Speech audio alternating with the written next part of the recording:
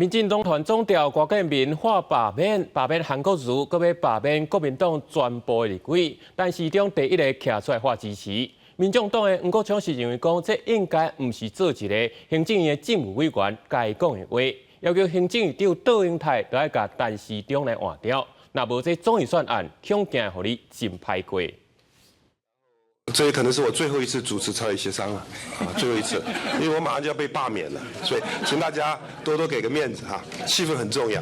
行政院顶日针对三读的宪诉法修正案提出复议，立法院长韩国瑜提了下昼召开党团协商，讨论多项法案。这也是民进党立院党团总调郭建民发出上罢了后，头一摆甲韩国瑜相对面。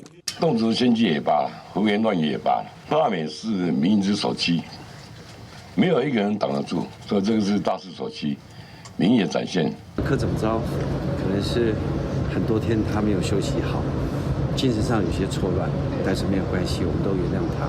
柯总召该回家好好休息了。 针对行政院政委陈时中初五出席南投草屯镇长补选造势，呼应郭建民发出2月初以并大罢免，黄国昌要求行政院长杜英泰随替换陈时中，若无总预算案审查绝对袂手软。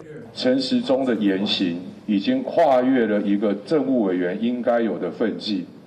台湾民众党党团会要求行政院院长卓荣泰立即撤换政务委员陈时中。 我们不乐见，但它确实已经发生。在野党总是拿着预算案来要挟执政部门。